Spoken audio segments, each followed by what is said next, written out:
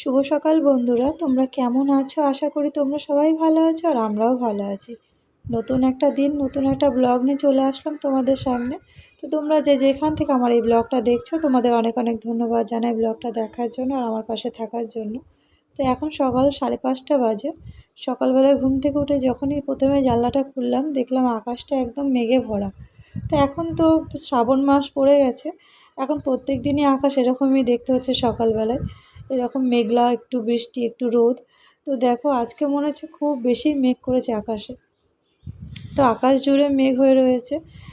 তো আমি সকালবেলা উঠে আগে বাইরের ওয়েদারটা দেখে নিচ্ছি, তো তোমাদেরকেও দেখাচ্ছি। তো সকালবেলায় দেখো গাছপালাগুলোও দেখতে কত ভালো লাগছে। আর আমি বাইরের ওয়েদারটা দেখে এখন চলে এসেছি ঘরে। আর সকালবেলায় আমি এখন ময়দাটা মেখে রাখছি। আজকে পরোটা বানাবো সকালে, সেই কারণে ময়দাটা আগে মেখে নিচ্ছি, তারপর অন্য কাজ করবো। কিছুক্ষণ ময়দাটা যদি মেখে রাখা যায়, পরোটাগুলো খুব সুন্দর নরম বানানো হয়। তো আজকে দিদি আসবে সকালবেলাতে, আমাকে কালকে রাতেই জানিয়েছিল ওর একটু দরকার আছে, সেই জন্য সকালবেলাতেই আসবে। তো আমি এদিকে ময়দাটা মেখে রেখে ঘরটা ঝাড় দিয়ে নিচ্ছি। বাসি ঘরটা একটু আগেই ঝাড় দিয়ে নিই, যাতে মানুষজন এসে একটু বসতে পারে। আর আমি ছোট থেকেই শুনেছি আমার দিদিমার কাছে, তো আমরা তো কোনো দিন দিদিমাকে দিদিমা বলে ডাকিনি, নানি বলে ডেকেছি। তো আমি যেটা বলে ডেকেছি সেটাই তোমাদের বলি। আমার নানির কাছেই শুনেছি যে সকালে উঠে যেন কেউ বাসি বারান্দা, বাসি উঠোন যেন না মাড়ায়। কারণ কেউ যদি বাসি উঠোনে বাড়ি থেকে কোথাও যায় বা কেউ আসে, তাহলে আমাদেরই অমঙ্গল হয়, বাড়িতে যারা থাকে তাদের অমঙ্গল হয়। সেই কারণে আমি ছোট থেকে এই কথাটা শোনার পরে আমি সবসময় চেষ্টা করি যে সকালবেলায় বাসি উঠোন, বারান্দা, ঘর এগুলো পরিষ্কার করে নিতে, তারপরে অন্য কাজগুলো করার। তো আমি এদিকে উঠোনটা ঝাড় দিয়ে নিয়েছি আগে, আর এদিকে সিঁড়ি টিড়িগুলো মুছে পরিষ্কার করে নিলাম। তো আমি বাইরের কাজ সেরে মুখ টুক ধুয়ে ফ্রেশ হয়ে এখন চলে এসেছি আবার রান্নাঘরে। তো পরোটাগুলো এখন বেলে নিচ্ছি। তো আমি পরোটাগুলো এরকমভাবে আগে একটু বেলে নিয়ে গোল করে তারপরে এগুলোকে একটা শেপ দিই চারকোনা করে। তো আমি এক এক সময় এক এক ধরনের পরোটাগুলো বেলি, কোনো সময় গোল করে বেলি, কোনো সময় 3 কোনা, কোনো সময় 4 কোনা। তো আমার বেশ ভালো লাগে এইভাবে পরোটাগুলো করতে। তো এদিকে পরোটাগুলো বেলে রাখতে রাখতে এদিকে দিদি চলেও এসেছে। তো ওই দিকে রুটিগুলো সেঁকে দিচ্ছে আর আমি এখানে চাটা বসিয়ে দিলাম। তো ওর সাথে গল্প করছিলাম আর চা বানাচ্ছিলাম। তো আমার দিদির সাথে আমার সম্পর্কটা একটু বন্ধুত্বের মতোই। তো একসাথে যখন থাকি অনেক গল্প নিয়ে ব্যস্ত হয়ে যাই, ভুলে যাই সংসারের অন্যান্য চিন্তার কথা। একসাথে যখন থাকি নানা রকম কথা, নানা রকম গল্প, তো দুজনের সাথে অনেক কিছু শেয়ার করতে পারি। এতটাই আমাদের ভালো একটা সম্পর্ক। তো এইদিকে দিদি বলল, তুই পরোটাগুলো ভাজ, তুই ভালো করে পরোটা বানাতে পারিস। আর আমাদের বাড়ির সবাই, আমার দিদি, মা, সবাই আমার হাতে পরোটা খেতে ভালোবাসে। আমি নাকি খুব ভালো পরোটা বানাতে পারি। তো সেই কারণে আমার দিদি বললো যে তুই সকালে আজকে পরোটা বানাস চা দিয়ে খাওয়ার জন্য। তো এই যে এদিকে চাও বানানো হয়ে গেছে আর পরোটাগুলো বানানো হয়ে গেছে, আর একদম ভালো করে পরোটাগুলো সেঁকে নিচ্ছি। আর মার জন্যও বানিয়ে নিয়েছি, মাকেও সকালবেলায় দিয়ে আসবো বাড়িতে। তো অনেকগুলো পরোটা এখানে বানানো হয়ে গেছে। এদিকে রোমিওর জন্য একটা ডিম পোচ করে দিলাম। ও শুধু চা দিয়ে পরোটা খাবে না, তা আমাকে বললো একটা ডিম পোচ করে দিতে। আর ডিমগুলো কিন্তু আমার মাদের মুরগির, বাড়িতেই মা যে মুরগি পোষে, তো প্রায় দিনই মা এরকম ডিম দিয়ে পাঠায়। তো আমার এদিকে চাটা বানিয়ে গ্যাস টেবিলটাও আগে পরিষ্কার করে নিয়ে এখন আমরা চা খেতে বসেছি। তো আমি আর দিদি চা দিয়ে পরোটা খাচ্ছিলাম, আর রোমিওকে একটা ডিম পোচ করে দিয়েছিলাম। তো অ্যালেক্স তো এখনও ঘুম থেকে উঠেনি, ও ঘুমাচ্ছিল, সেই কারণে আমরা তিনজনাই চা খেয়ে নিয়েছিলাম। ও ঘুম থেকে উঠবে, তারপর ওকে চা দেবো। আর মাদের জন্য আলাদাভাবে পরোটা বানিয়ে রেখে দিয়েছি। তো বন্ধুরা এখন বাজে সকাল 10:30। দিদিরা সকালে চাটা খেয়ে যাওয়ার পরে ঘরে যা কাজ ছিল করে নিয়েছি। আর এদিকে রান্নাঘরে চলে এসেছি, এসে যে ভাত বসিয়ে দিয়েছি। আর এখানে কি রান্না করব সব ধুয়ে রেডি করে রেখেছি। তো আজকে রান্না করব ভেন্ডি ভাজা করব, সেই কারণে ভেন্ডিটা ধুয়ে রেখে দিয়েছি। আর ভিতরে আরও অন্যান্য সবজিগুলোও ধুয়ে রেখে দিয়েছি, টমেটো, কাঁচা লঙ্কা, শসা এগুলো ধুয়ে রেখেছি, স্যালাড বানাবো। আর আজকে রান্না করবো পনির তরকারি। তো সেই জন্য গুঁড়ো লঙ্কা, হলুদ, নুন সব কিছু দিয়ে মাখিয়ে রেখে দিয়েছি। পনিরটা ভাজবো একটু পরে, তো মাখিয়ে রাখি কিছুক্ষণ। এদিকে ভাতটা হতে থাক আর আমি সবজি টবজিগুলো কেটে রান্নাটা বসিয়ে দিই। বাইরের মোটামুটি সব কাজ হয়ে গেছে, জামা কাপড় কেচেও রেখে দিয়েছি, এখনো মেলতে পারিনি। বাইরে কিন্তু খুব মেঘ করছে, বৃষ্টিটা হচ্ছে না, একবার মেঘ করছে একবার রোদ উঠছে। তো আমি যদি বৃষ্টি হয় সেভাবে কাপড়গুলো মেলতে পারছি না। আর আজকে মশলা করা নেই, মশলা করতে হবে। আর অ্যালেক্স তো সকালবেলায় উঠে চাটা খেয়ে, আর একটু আগে মাও এসেছিলো, তো তখন মার সাথে কথা বলছিলাম, সেই কারণে দেরি হয়ে গেল রান্নাটা বসাতে। তো মা গেল, তারপরে রান্নাটা বসাতে শুরু করলাম। এই তো তোমাদের সাথে কথা বলতে বলতে আমার সবজিগুলো কাটা হয়ে গেছে, আর এখানে কড়াই তেল গরম করে ভাজিটা বসিয়ে দিচ্ছি। আর এদিকে ভাতটাও ফুটে এসেছে। তো এদিকে এখনও কিছু সবজি কাটা বাকি আছে, পেঁয়াজগুলো জলে ভিজিয়ে রেখেছি যাতে কাটতে সুবিধা হয়।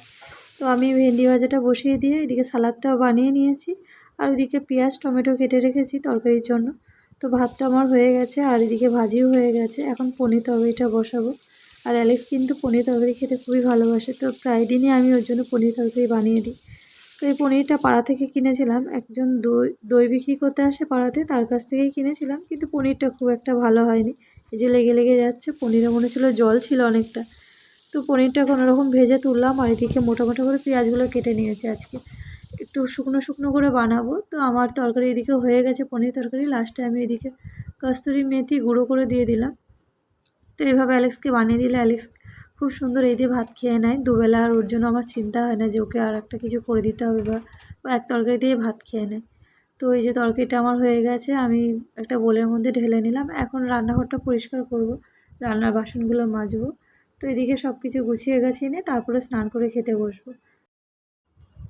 আর এই যে এখন ভাত বেড়ে নিয়েছি, ভেন্ডি ভাজা, পনির তরকারি আর স্যালাড দিয়ে নিয়েছি। আর এখানে মাছ, ইলিশ মাছ, কচু আলু দিয়ে তরকারি দিয়েছিল। এখন বাজে বিকেল 4টে, আর দুপুরবেলা খাওয়া দাওয়া করার পর একটুখানি শুয়েছিলাম।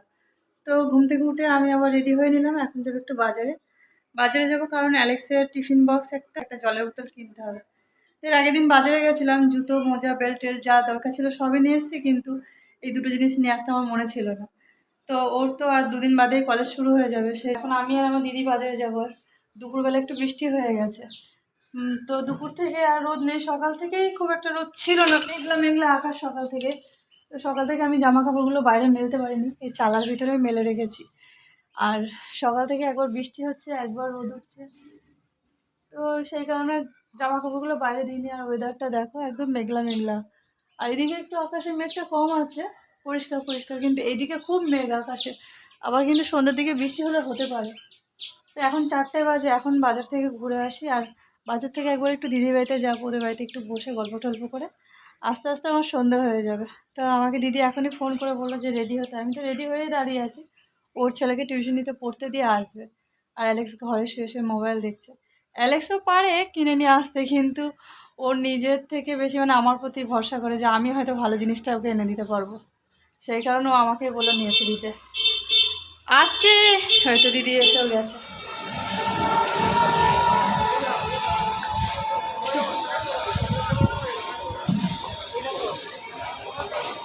শাড়ি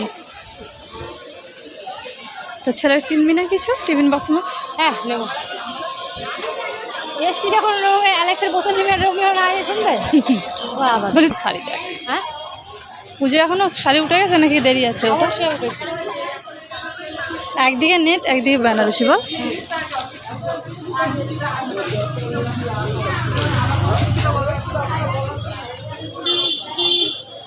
ফোনে একটু চার্জ নেই, মন করিস না রে, পাগল তুই আমায়। এই জন্য তো আইফোন আছে কিনা ওরা জানে। এটাকে এই শাড়িগুলো দেয়।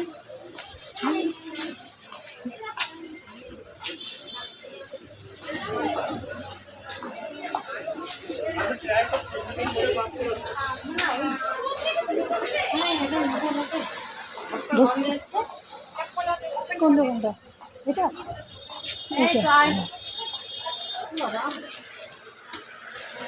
জলের বোতল দাও তো, যেই বোতলে জল ঠান্ডা থাকে।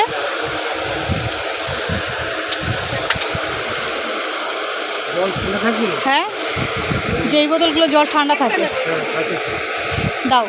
আর টিফিন বক্স কি আছে যে অনেকক্ষণ টিফিনগুলো ভালো থাকবে আর গরম থাকবে?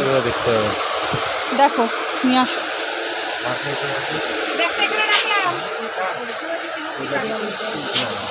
কি ওই ঘরে যেতে পারলা?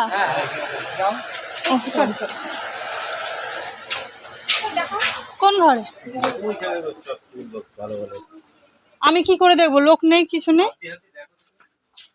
যে হাত দিয়ে দেখো কোন টিফিন বক্সগুলো কাজ। এ বাবা, এ দেখতেই বড়, কিন্তু ভিতরে খাওয়া তো অল্প রাখা যাবে। এটা আমার রুমিও আছে। এটা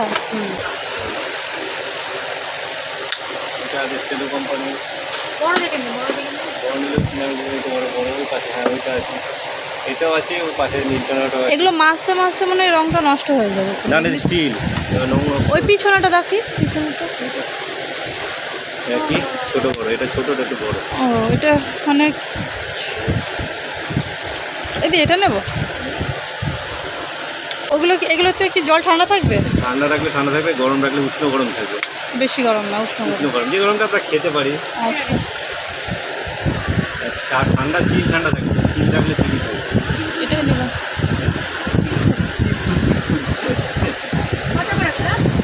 এর দাম আছে দেখে বলে দিচ্ছি। এটার দাম আর এটা? এটা একই, এটাই আমি ভেব থেকে বার করবো। ও একই। নতুন নতুন লাগে। খুব ভালো কাজ করেছো তুমি। তো আমরা এইমাত্র বাজার থেকে বাড়ি আসলাম। বাড়িতে এসেছি বলতে দিদির বাড়িতে আসলাম। তো বাজারে যাওয়ার আগে তো বললামই যে বাজার থেকে দিদিদের বাড়িতে যাবো, এখানে একটু বসে গল্প টল্প করে আবার 7:30 8টার দিকে বাড়ি চলে যাবো। তো আমরা ওই দিকে বাজার থেকে আসলাম আর মাকে ফোন করে বলে দিলাম আসতে, মাও চলে এসছে। আর বাজার থেকে এই যে রোল নিয়ে এসেছি, চিকেন রোল, 2টো রোল নিয়ে এসেছি হাফ হাফ করে খাওয়ার জন্য, কেন একটা রোল অনেক বড়, খেয়ে শেষ করতে পারবো না। ওই যে মা আর দিদি তো খেতে শুরু করে দিয়েছে, আমি এখনও খাইনি। আর থামস আপ নিয়েছি, থামস আপ খাবো। আজকে আর চা খাবো না, চা খাওয়ার ইচ্ছা হচ্ছে না, আজকে ভাবলাম যে থামস আপ আর রোল খাই। তো এখন খাবো। আর বাজার থেকে এসে, বাজারে তো দেখালেনি কী নিলাম, বাজার থেকে নিয়েছি অ্যালেক্সার একটা টিফিন বক্স, একটা জলের বোতল, রোমিওর জন্য একটা জলের বোতল নিলাম, ওর মার জন্য, আর খালি কলা কিনলাম, আর কিছু কিনিনি। তো আর কিছু দেখানোর নেই, জানিয়েছি তো বাজারে দেখিয়ে দিয়েছি। তো এখন খাবো, তারপরে একটু গল্প টল্প করবো, তারপর সন্ধ্যের পরে বাড়ি চলে যাবো।